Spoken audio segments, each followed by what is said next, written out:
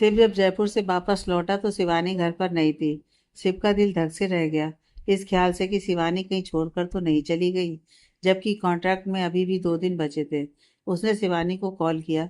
शिवानी ने कॉल उठाया तो शिव ने कहा, शिवानी कहाँ हो? शिवानी ने कहा, जी वो मैं नितिन के पास हूँ। आप कब आ रहे हैं वापस? शिव ने सांस छोड़ते हुए कहा, मैं आ चुका हूँ। शिवानी ने घबराते हुए कहा, सॉरी मिस्टर मल्होत्रा, मैं जल्दी ही मल्होत्रा मेंशन पहुंच जाऊंगी। शिव ने उससे कहा, रुको, वही मेरा वेट करो, मैं आ रहा हूँ। शिव शिवानी को लेने उसके घर पहुंच चुका था। शिवानी ने बाहर आकर दरवाजा लॉक किया और शिव के साथ कार में बैठ गई। शिव ने कार मल्होत्रा मेंशन की ओर ले ली थी। शिवानी ने नितिन को कॉल करके कहा, नितिन, मैं जयपुर जा रही हूँ, लौट कर मिलती हूँ। उधर से नितिन ने कहा, ठीक है दी, आप आराम से जाओ। शिवानी झूठ बोलते हुए एक बार फिर उदास हो चुकी थी। शिव ने उसके उदास चेहरे को देखा तो उसे खुद समझ नहीं आ रहा था कि वो क्या करे। शिवानी के बिना मल्होत्रा मेंशन की खामोशी उसे अच्छी नहीं लगती, और शिवानी के चेहरे पर नितिन से झूठ बोलने के बाद आई उदासी उसे बेचैन कर रही थी। उसने अपने मन में कहा, यह शादी कॉन्ट्रैक्ट से ना बंधी होती तो इस तरह की कोई समस्या ही नहीं होती। अब क्या करूं? वे दोनों मल्होत्रा मेंशन पहुंच चुके थे। सिर्फ फ्रेश होने चला गया। शिवानी ने जाकर उसके लिए दोपहर का लंच तैयार कर दिया। शिव नीचे आया। उसे शिवानी को देखकर ऐसा महसूस होने लगा कि उसका आसपास होना जरूरी है। खाना खाते हुए शिव की नज़र शिवानी के चेहरे पर बार बार चली जाती। उसने महसूस किया कि उसने कितनी बड़ी गलती की है। शिव ने शिवानी को देखते हुए अपने मन में कहा, इस जैसी खूबसूरत और सरल लड़की के साथ साधारण शादी करके उसे पूरी जिंदगी अपने साथ रख सकता था। फिर ये 6 महीने के कॉन्ट्रैक्ट वाला फालतू काम करने की मुझे क्या ज़रूरत थी? अब मुझे कैसे भी इस गलती को सुधारना पड़ेगा। शिवानी के साथ जब वो रूम में आया तभी नीरज का कॉल आ गया। शिव ने शिवानी से कहा, शाम को मिलता हूँ, तुम रेस्ट करो। शिव ऑफिस निकल गया। शाम के समय उसने गार्डन में अपने और शिवानी के डिनर के लिए अच्छा सा अरेंजमेंट करवाया। शिवानी को अच्छा महसूस करके भी अच्छा नहीं लग रहा था, क्योंकि उसे तो यही पता था कि कल के बाद इस मेंशन से वो बाहर होगी। डिनर के बाद वो शिवानी को उसके कंधे से पकड़कर सिर्फ बगीचे में चुपचाप टहल रहा था। काफी रात होने पर शिवानी ने कहा, मिस्टर मल्होत्रा, चलकर आप सो जाइए, सुबह आपको ऑफिस के लिए निकलना होगा। शिव उसे लेकर बेडरूम में आ गया। उसने शिवानी से कहा, शिवानी, मुझे नींद नहीं आ रही है, क्या तुम मुझे सुला सकती हो? यह सुनते ही शिवानी उसे हैरानी से देखने लगी।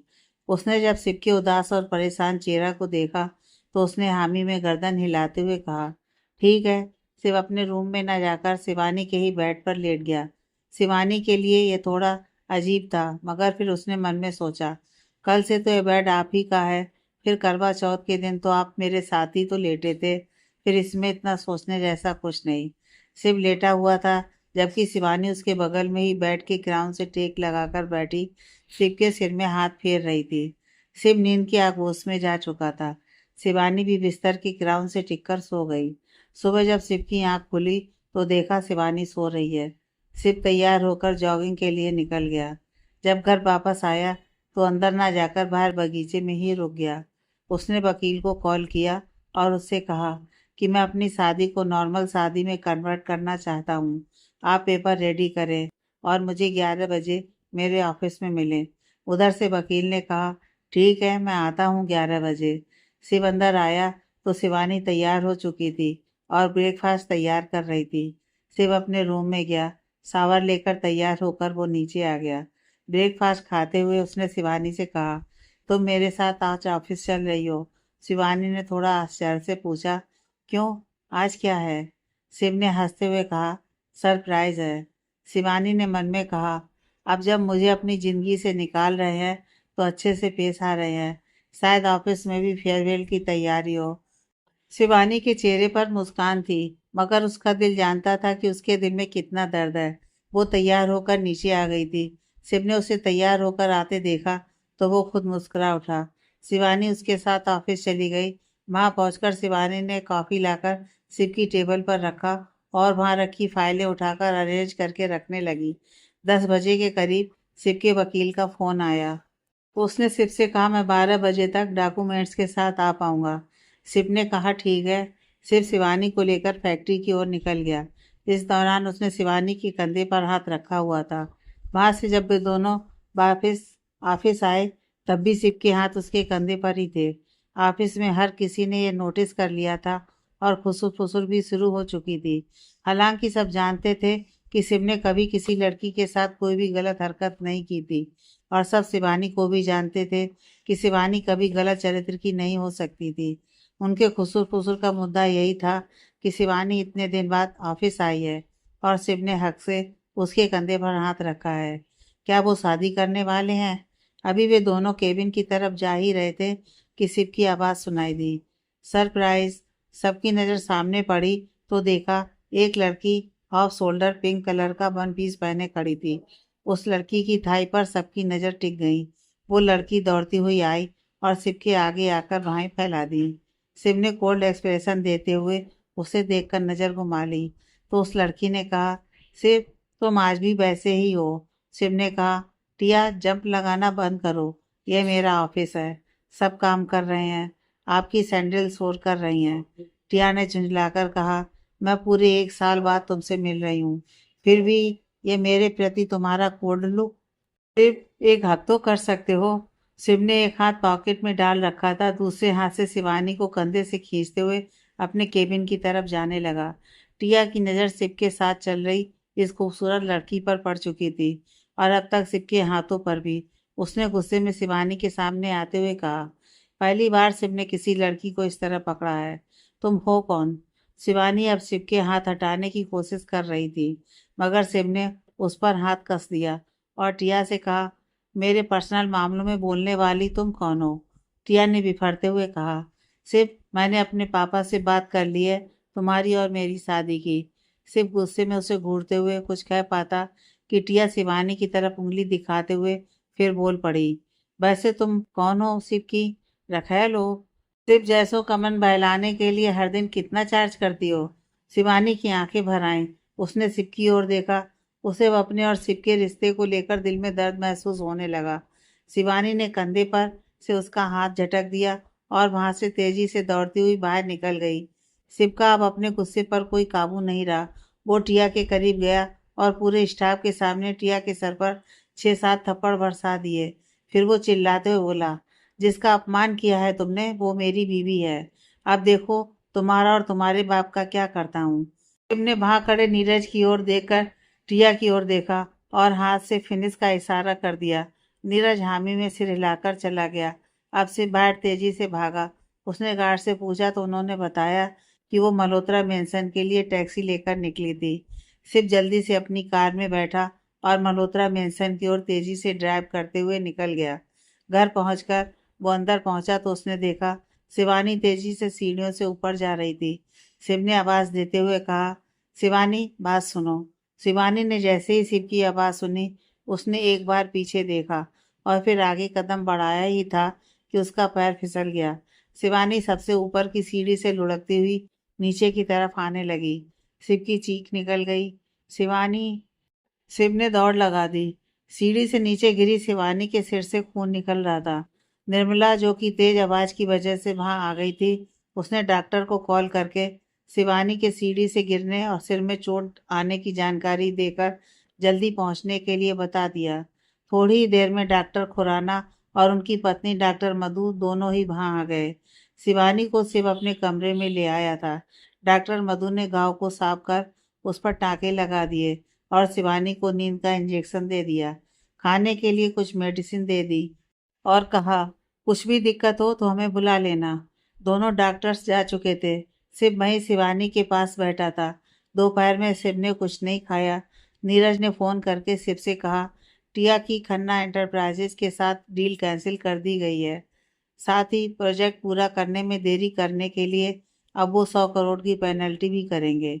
इनकी कंपनी के शेयर की कीमतें गिरना शुरू हो चुकी हैं। आगे का वर्क ऑन प्रोसेस। शिव जो खामोशी से सब सुन रहा था अचानक रुआसी आवाज में बोला, शिवानी के सिर में चोट आई है। नीरज ये सुनकर उदास हो गया। उसने कहा, अपना और उनका ध्यान रखिए। नीरज ने कॉल कट कर दी। शिव शिवानी के पास ही बैठा था। शाम को 8 बजे शिवानी की आंख खुली तो उसने महसूस किया कि उसे दर्द हो रहा है। शिव ने उसके और अपने लिए खिचड़ी बनवा दी थी, फिर उसे अपने हाथ से खिला रहा था। शिवानी ने बड़ी मुश्किल से थोड़ी सी खिचड़ी खाई थी। शिव ने उसे दवा खिला दिया। उसके बाद शिवानी फिर सो गई। शिव भी वहीं उसके बेड पर सो गया। सुबह जब शिव की आंख खुली तो देखा शिवानी बिस्तर पर नहीं है। शिव को लगा शायद बाथरूम में होगी। कुछ देर में उसने ध्यान दिया कि बाथरूम में किसी प्रकार की कोई आवाज़ नहीं आ रही है। वो अभी बाथरूम का दरवाज़ा नॉक करने ही जा रहा था कि देखा दरवाज़ा थोड़ा सा खुला है। उसने बाथरूम खोल कर देखा तो वहाँ कोई नहीं था। वो सोचने लगा शिवानी सुबह 6 बजे कहाँ गई होगी। शिव नीचे हॉल में उतर कर आया, फिर बाहर बगीचे में देखा। वहाँ भी शिवानी नहीं थी। वो छत पर गया, वहाँ भी नहीं थी। तब तक निर्मला भी जग गई थी और हॉल में आ गई। शिव ने गार्ड से पूछा तो उसने बताया, मैडम सुबह 5 बजे एक पॉलीथीन बैग के साथ निकली थी। एक कैब आई थी, उसी से गई हैं। शिव हैरान था कि शिवानी के सिर में चोट लगी है और वो इस हालत में कैसे कहीं जा सकती है। उसने शिवानी के नंबर पर कॉल किया तो पता चला कि वो स्विच ऑफ है। शिव ऊपर भागकर अपने कमरे में आया और शिवानी के कपड़ों की अलमारी खोलकर देखा तो उसके सब कपड़े वैसे ही रखे थे। ज्वेलरी का लॉकर खोलकर देखा तो उसकी पूरी ज्वेलरी वैसी ही रखी थी। उसमें एक चिट्ठी मिली। शिव उसे पढ़ने लगा। मेरे सिर पर सिर्फ सदा सहाय मिस्टर मल्होत्रा, माफ़ कर दीजिएगा उन चीज़ों के लिए जिनसे मैंने आपका दिल दुखाया हो। मैं यहाँ से बहुत दूर जा रही हूँ। प्लीज़ मुझे ढूंढने की कोशिश मत कीजिएगा और किसी भी बात का अफसोस या गिल्ट महसूस करने की ज़रूरत नहीं है। आपने जो भी जेवर मुझे शादी के समय दिए थे वो सब अलमीरा में रख दिए हैं। सिर्फ मंगलसूत्र और सिंदूर दान लेकर जा रही हूँ क्योंकि यह हक आप मुझसे नहीं छीन सकते और ये मेरा है। मेरे लिए आज तक आपने जो भी किया मैं आभारी हूँ। आपने पहले ही इतना कुछ कर दिया है कि अब मुझे आपसे कुछ और नहीं चाहिए। मैं पूरी जिंदगी कोशिश करूंगी कि कभी आपको अपनी शक्ल ना दिखाऊं। शिवानी मल्होत्रा। शिव की आंखों से आंसू बह रहे थे। वो वहीं बेड पर बैठ गया। उसने कहा, शिवानी तुम मुझे छोड़कर कैसे जा सकती हो, और मैं तुम्हारी बात क्यों मानूं, क्यों ना ढूंढूं तुम्हें। प्यार करता हूँ तुमसे, नहीं रह सकता तुम्हारे बिना। कहाँ तक भागोगी, ढूंढ कर लाऊंगा तुम्हें। तुमने ही कहा था यह सिंदूर का रिश्ता खत्म नहीं हो सकता, तो तुमने मुझे क्यों छोड़ा। इस बार मिलो, तुम्हें सजा दूंगा, मुझे छोड़ने की सजा। शिव काफी देर तक रोता रहा। फिर उसने अपने आंसू साफ किए और नीरज को कॉल कर शिवानी के चले जाने की बात बता दी। उसने नीरज से उसे ढूंढने की हर संभव कोशिश करने को कहा। खुद शावर लेकर तैयार होकर कार से निकल गया। शिवानी का पता लगाने का काम उसने अलग अलग कई एजेंसियों को सौंप दिया। अचानक शिव को नितिन का ख्याल आया तो वो उसके घर पहुंच गया। बेल बजाई तो नितिन ने दरवाजा खोला। उसकी आंखों में आंसू थे। नितिन आज कॉलेज नहीं गया था। शिव को देखते ही वो बोला, सॉरी सर, दीदी अब जॉब पर नहीं आएंगी। वो कहीं गई हैं और अब आपकी जॉब नहीं कर पाएंगी। शिव नितिन को साइड करके जल्दी से अंदर गया। पूरे घर में घूमकर आने के बाद उसने नितिन की टेबल पर एक चिट्ठी मिली। शिव उस चिट्ठी को पढ़ रहा था। मेरे भाई पर शिव की कृपा सदा रहे। प्रिय नितिन, जब तुम सोकर उठोगे तब तक मैं यह शहर छोड़कर जा चुकी होंगी। मैं तुमसे मिले बगैर जा रही हूँ। माफ कर दो मेरे भाई, मैंने पिछले 6 महीने में अनगिनत झूठ बोले, जिंदगी का सबसे बड़ा सच छुपाया, लेकिन अब और नहीं। 6 महीने पहले मेरी शादी हो चुकी थी और आउट ऑफ स्टेशन के नाम पर उन्हीं के साथ थी। मगर मैंने ऐसा कोई काम नहीं किया जिसके लिए तुम्हें शर्मिंदा होना पड़े।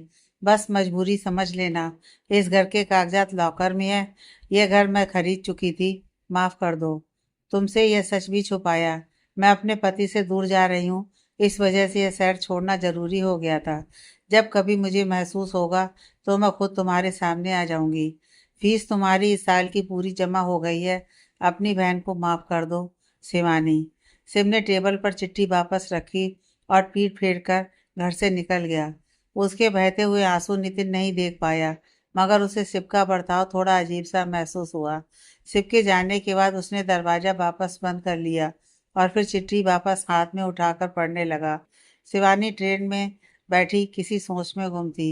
अचानक उसका ध्यान तब टूटा जब टीटी ने जोर से कहा, टिकट दिखाइए मैडम। शिवानी ने पॉलीथीन में से छोटा सा पर्स निकाला, फिर उसमें से टिकट निकालकर टीटी को दे दिया। उसने आईडी मांगा तो शिवानी ने आईडी के तौर पर आधार कार्ड दिखा दिया। टीटी चला गया। उसके जाने के बाद शिवानी ने अपना फ़ोन निकाला। उसमें कुछ ही घंटे पहले उसने नया सिम डाला था।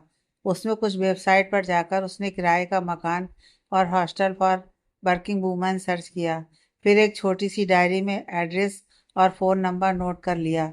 दोपहर के समय जहाँ बाकी यात्री सो रहे थे, शिवानी फ़ोन में जॉब सर्च कर रही थी। उसमें से भी कुछ एड्रेस और फ़ोन नंबर अपनी डायरी में लिख लिए। अब उसने एक गर्ल्स हॉस्टल में फ़ोन किया और अपनी सारी डिटेल भेज दी। फिर 2 कंपनियों में जॉब के लिए ऑनलाइन आवेदन भरकर जमा कर दिए। काफ़ी देर तक अहमदाबाद के मैप को गूगल में देखते हुए समझने का प्रयास कर रही थी कि तभी किसी ने कहा, अहमदाबाद आ गया है। शिवानी अपनी पॉलीथीन लेकर ट्रेन से नीचे उतर गई। उसके सिर के घाव में थोड़ा दर्द था। स्टेशन से बाहर निकलने के बाद उसने मेडिकल स्टोर से दर्द की दवा लेकर खा लिया। फिर कपड़े की एक बेहद छोटी दुकान में जाकर अपने लिए कुछ कपड़े ले लिए। कपड़े खरीदने के बाद वो ऑटो लेकर गर्ल्स हॉस्टल के लिए निकल गई। वहाँ अपनी डिटेल्स रिसेप्शन में जाकर उसने शेयर की। फिर एक सहायिका उसे उसके रूम में ले जाकर छोड़ गई। शिवानी बाथरूम गई, फिर फ्रेश होकर कपड़े चेंज कर बाहर आ गई। उसके बाद वो अपने रूम में ही सो गई। शाम को तकरीबन 7 बजे मेस में जाकर उसने खाना खाया। वापस आकर अगले दिन के लिए ज़रूरी नोट्स अपनी डायरी में लिखे। उसके बाद पॉलीथीन में से डॉक्यूमेंट्स की फाइल निकाल ली, जिसमें उसकी मार्कशीट और सर्टिफिकेट्स थे। उन सबको उसने एक बार फिर अरेंज करके रख लिया। अगले दिन सुबह शिवानी ने तैयार होते समय घाव से पट्टी हटाकर दवा लगा लिया। फिर बालों से उस घाव को ढक लिया। फिर वो सुबह सुबह ही तांबे बिल्डिंग सॉल्यूशन में असिस्टेंट मैनेजर की पोस्ट के लिए इंटरव्यू देने पहुंच गई। कई सारे लोग इंटरव्यू के लिए बैठे थे। शिवानी ने भीड़ देखकर उम्मीद छोड़ दी। डायरी निकालकर दूसरी कंपनी का एड्रेस देखा और लोकेशन गूगल करके देखने लगी। तभी रिसेप्शनिस्ट ने शिवानी शर्मा कहकर पुकारा तो शिवानी ने हाथ खड़ा किया और उठ खड़ी हुई। अंदर जाकर इंटरव्यू उसने कॉन्फिडेंस के साथ दिया। उसका वर्क एक्सपीरियंस उसके दिए हुए तर्क से स्पष्ट था। जब इंटरव्यू पैनल में बैठे एक शख्स ने कहा, आपने एमबीए नहीं किया है तो कैसे आप इस जॉब को डिजर्व करती हैं? शिवानी ने आराम से कहा, हर कंपनी का मैनेजमेंट अलग होता है। तब सिर्फ हमारी कार्य कुशलता और अनुभव ही साथ देता है। डिग्री को बेकार नहीं कह रही, मगर वो तभी काम का है जब वो ग्राउंड में काम करे। फिलहाल मैं अपने अनुभव का प्रमाण पत्र आपको नहीं दूंगी। मेरा काम मैं आपको ऑन ग्राउंड ही दिखा सकती हूँ। शिवानी को उन्होंने उसी समय अपॉइंटमेंट लेटर दे दिया। शिवानी को सिक्की कंपनी में मिला वर्क एक्सपीरियंस यहाँ काम आया था। अगले दिन से उसने कंपनी ज्वाइन कर ली।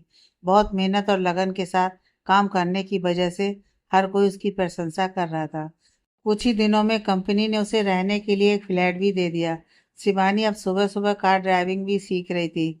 कुछ ही दिनों में कार अच्छी तरह से चलाने लगी। ड्राइविंग लाइसेंस बनने के बाद कंपनी ने उसे कार भी दे दी। उसके गले में पड़े मंगलसूत्र और मांग के सिंदूर को देखने के बाद सभी को पता था कि वो शादीशुदा है। मगर हस्बैंड के बारे में पूछने पर वो कॉन्फिडेंस के साथ झूठी कहानी सुनाकर कहती, सरकारी स्कूल के टीचर हैं, छुट्टी नहीं मिलती। कल रात आए थे, आज सुबह ही निकल गए। ऐसी कहानियों में रोज एक घटना जोड़ते जाना। शिवानी का काम इसी तरह चल रहा था। फ्लैट में आने के बाद वो खुद पर हंसती थी और कहती, मिस्टर मल्होत्रा देखिए, आपकी मोहब्बत में आप कितनी अच्छी तरह कहानी बनाकर सुनाने लगे हैं। फिर हंसते हंसते रोने भी लग जाती और खुद के सीने पर थपकी देकर दिल में उठने वाले दर्द को शांत करने की कोशिश करती। रात में अक्सर अकेलेपन में बिना खाना खाए सो जाती। कुछ दिन बाद उसने एक मेड रख लिया जो साफ सफाई के अलावा शाम का खाना बनाने के साथ ही रात को खाना के समय उसे कंपनी दे सके। दिन बीत रहे थे। उसकी मेहनत और काम उसका नाम बढ़ा ही रहे थे। ऑफिस की लड़कियों को भी उससे जलन नहीं होती क्योंकि वो शादीशुदा थी। वहीं शिव के चेहरे पर कठोरता उसी तरह थी। टिया के किए का परिणाम यह था कि खन्ना एंटरप्राइजेस अब मल्होत्रा ग्रुप के अधीन हो चुकी थी। उसने टिया की बेइज्जती करने के लिए खन्ना एंटरप्राइजेस का नाम बदलकर शिवानी एंटरप्राइजेस कर दिया। शिवानी के जाने के बाद उसका मल्होत्रा मेंशन में मन नहीं लगता था। उसने अपना पूरा वक्त शिवानी का पता लगाने और बिजनेस बढ़ाने में लगा दिया। मल्होत्रा ग्रुप के लोग अक्सर टिया को अपनी बातचीत में अपशब्द कहते और कोसते, क्योंकि उनके हिसाब से टिया की वजह से शिवानी ने शिव को छोड़ा और अब शिव ने गुस्से में सबका जीना हराम कर रखा था।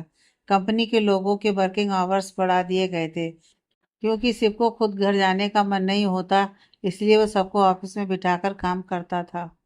शिव के माता पिता को भी शिवानी के घर छोड़कर जाने के बारे में पता चल चुका था, मगर उन्हें वजह के तौर पर टिया की बदतमीजी ही पता थी। वे खुद पता लगाने की कोशिश कर रहे थे कि शिवानी गुस्से में आखिर कहाँ चली गई। फिर एक दिन शिव की माँ सुमिता मल्होत्रा के मन में कुछ आया, तो उन्होंने शिव से फोन पर कहा, देखो शिव, फिलहाल शिवानी के जाने के बाद मैं जो बात कह रही हूँ उसका कोई मतलब तो नहीं, मगर आपसे यही कहूंगी कि औरत हो या आदमी, उसे गैरों के द्वारा किए गए अपमान से ज्यादा अपने पार्टनर की बेरुखी तकलीफ देती है। शिव ने बेहद उदासी के साथ कहा, मुझे खुद समझने में और उसके आगे जाहिर करने में समय लग गया कि मैं उसके बगैर नहीं रह सकता, मगर अब बताना चाहता हूँ तो छुप कर बैठी है। फिर एक दिन शाम के समय शिव ऑफिस के बाहर खड़ा था, उसके गार्ड्स भी वहीं थे। उसी समय नितिन वहां तेजी से चलता हुआ आया और शिव की कॉलर पकड़ ली। इस वक्त उसकी आंखें गुस्से से लाल थीं। कुछ गार्ड्स नितिन को पीछे खींच रहे थे, जबकि कुछ गार्ड्स ने बंदूकें नितिन पर तान दी। शिव ने गार्ड से नितिन को छोड़ने का इशारा किया, तो उन्होंने ना चाहते हुए भी उसे छोड़ दिया। नितिन ने गुस्से में कहा, गार्ड से मुझे बचाने का ढोंग करने की जरूरत नहीं है मिस्टर मल्होत्रा। आप जिसको डसेंगे वो ऐसे ही मर जाएगा। शिव ने नितिन का हाथ अपने कॉलर से हटाते हुए धीमी आवाज में कहा, अंदर मेरे केबिन में चलकर बात करते हैं। इस पर नितिन ने कहा, क्यों, शर्म आ रही है? मेरी दी को मेरी जिंदगी से दूर करने में आपको जरा भी शर्म नहीं आई थी? आपकी असलियत पूरी दुनिया को पता चलनी चाहिए। आप ही ना वो हैं जिसने मेरी दी से शादी की थी। आपकी वजह से वो मुझसे दूर हुई। नितिन कहते हुए रो पड़ा था। तभी शिव ने फिर धीमी मगर सर्द लहजे में कहा, जिसके बारे में बात कर रहे हो वो सिर्फ तुम्हारी दी ही नहीं, बल्कि मेरी पत्नी के साथ इस मल्होत्रा ग्रुप की मालकिन भी है। उसकी इज्जत इस तरह से खराब करने की इजाजत किसी को भी नहीं है। अंदर चलकर बात करो। शिव नितिन के कंधे पकड़कर ऑफिस के अंदर केबिन में लेकर चला गया। केबिन के अंदर आने के बाद नितिन को शिव ने चेयर पर बिठाया, फिर बेल बजा दी। तभी एक प्यून पानी का गिलास ट्रे में रखकर ले आया। शिव ने नितिन को पानी पीने के लिए दिया। नितिन ने गिलास हाथ में लेने के बाद पानी पीने की बजाय टेबल पर रख दिया। शिव ने सांस खींचकर धीरे से छोड़ते हुए कहा, नितिन, मेरी वजह से तुम्हें जो भी तकलीफ हो रही है उसके लिए मुझे माफ कर दो। नितिन ने गुस्से में कहा, तकलीफ? एक लड़की की जिंदगी तबाह की है आपने। धोखा, फरेब, इनके लिए माफ कर दूं? ऐसा क्या आपका बिगाड़ दिया था मेरी बहन ने कि आपने उस बंसल के साथ मिलकर हमें पहले बेघर करने का खेल खेला, फिर मेरी बहन को आपने अपने खेल में फंसाया? शिव ने हैरानी से नितिन की ओर देखकर कहा, तुमसे किसने कहा ये सब? नितिन ने व्यंग्यात्मक लहजे में बोला, कहा, कहने की क्या जरूरत है, सबूत है मेरे पास। मेरे और दी के ज्वाइंट अकाउंट का पासबुक अपडेट कराने के लिए बैंक गया था, तब आपकी असलियत पता चली मुझे। 1.5 साल पहले जिस दिन हमें घर खाली करने को कहा गया था, उसके ठीक 2 दिन बाद 1 करोड़ रुपए आपने हमारे अकाउंट में ट्रांसफर किए। और 1 साल पहले जिस दिन दी का खत मिला था, उसके 2 दिन पहले आपने 1 करोड़ फिर भेजे। जब मैंने उस बंसल से पूछा कि 200 गज के सिंगल फ्लोर मकान का 80 लाख देने वाला खरीदार कौन था, तो उसने आपका नाम बताया। और आप यहीं नहीं रुके, आप ही थे जिसकी साजिशों से हमें दूसरा मकान किराए पर नहीं मिला। सिर्फ नितिन, यह सही है कि सब मैंने किया था, मगर तब मुझे सही गलत नहीं समझ आया था। उस वक्त मैं वाकई शिवानी को तकलीफ देना चाहता था, मगर 1 साल पहले मैंने जाना कि वो मेरी ज़िंदगी का सबसे ज़रूरी हिस्सा है। मैं किस तकलीफ से गुजर रहा हूँ वो सिर्फ मैं ही जानता हूँ। नितिन उठकर जाने को हुआ तो शिव ने कहा, नितिन, शिवानी को गए हुए पूरा 1.5 साल से ऊपर हो गया है। तुम्हें शिवानी कम से कम मिलने की उम्मीद तो दे गई है, मगर मुझे तो अपनी शक्ल भी नहीं दिखाना चाहती। भर्राई हुई आवाज में, मैंने उसे ढूंढने की हर कोशिश की है, मगर वो गायब नहीं हुई, बल्कि मुझसे छुप कर बैठी है। नितिन वहां से जाने को हुआ तो शिव भी उठ खड़ा हुआ। उसने नितिन के कंधे पर हाथ रखते हुए कहा, नितिन, जब तुम्हारे पास समय हो तो क्या तुम मुझसे मिलने आ सकते हो? नितिन ने उसकी तरफ प्रश्न सूचक नजर से देखा तो शिव ने कहा, तुम्हारी दी तुम्हें बहुत चाहती है। मुझे यह भी पता है कि उसने तुम्हें राखी भेजी थी जिस पर सेंडर का एड्रेस नहीं था। नितिन, तुम मेरे आसपास होगे तो कम से कम शिवानी के वापस मिलने की उम्मीद मुझ में बाकी रहेगी, वरना मैं मर जाऊंगा। नितिन ने शिव की ओर देखा तो उसे महसूस होने लगा कि शिव मल्होत्रा सच कह रहा है। उसने शिव से कुछ कहा नहीं, वो वहां से बाहर निकल गया। शिवानी को अहमदाबाद में 1 साल हो चुके थे। ताबे बिल्डिंग सॉल्यूशन का मालिक श्रीकांत ताबे शिवानी को अपनी बहन की तरह मानने लगा था। उसकी पत्नी रमा भी शिवानी से खुश रहती थी। अक्सर शिवानी के फ्लैट पर श्रीकांत और उसकी पत्नी रमा अपने बेटे के साथ आते। शिवानी भी उनकी मौजूदगी में व्यस्त होकर थोड़ी देर के लिए अपने दुख दर्द भूल जाती। श्रीकांत का बेटा शाम को स्कूल का होमवर्क करने शिवानी के पास ही आने लगा था, क्योंकि शिवानी समझाती अच्छी तरह से थी। तांबे बिल्डिंग सॉल्यूशन ने बहुत जल्दी बड़ी कंपनियों के साथ डील करना शुरू कर दिया था। एक सरकारी प्रोजेक्ट के टेंडर को पाने के लिए शिवानी श्रीकांत के साथ जी जान से मेहनत कर रही थी। उसी समय कंपनी के मैनेजर दिनेश कुमार की रिटायरमेंट की तारीख नज़दीक आ चुकी थी और सबको पता था कि अब मैनेजर की पोस्ट असिस्टेंट मैनेजर शिवानी को ही मिलनी है। टेंडर जिस दिन खुलना था उस दिन शिवानी अपने ऑफिस में ही थी, जबकि श्रीकांत तांबे और मैनेजर दिनेश कुमार टेंडर के लिए मीटिंग में गए थे। मीटिंग से लौटने पर शाम को श्रीकांत ने सभी एम्प्लॉयज़ को बड़ी पार्टी दी। मैनेजर दिनेश कुमार को फेयरवेल देने के साथ ही शिवानी के नए मैनेजर होने की अनाउंसमेंट भी की। शिवानी और दिनेश कुमार के काम की सराहना करते हुए श्रीकांत तांबे ने बताया, आज का टेंडर ज्वाइंट रूप में जिन 2 कंपनीज को मिला है उनमें एक तांबे बिल्डिंग सॉल्यूशन है और दूसरी कंपनी मल्होत्रा ग्रुप है। जहां एक तरफ सरकारी प्रोजेक्ट है, यह वही दूसरी तरफ मल्होत्रा ग्रुप जैसी कंपनी के साथ काम करना हमारे लिए बहुत बड़ा मौका है। श्रीकांत की इस अनाउंसमेंट से जहां बाकी वर्कर्स में उत्साह था, वहीं शिवानी के होश उड़ गए। तब उसकी हालत और बिगड़ गई जब श्रीकांत ने कहा, मल्होत्रा ग्रुप के सीईओ कल हमारे ऑफिस आ रहे हैं। शिवानी की घबराहट उसके चेहरे पर स्पष्ट थी। इस वक्त वो मन ही मन खुद को इस धरती से गायब कर देना चाहती थी।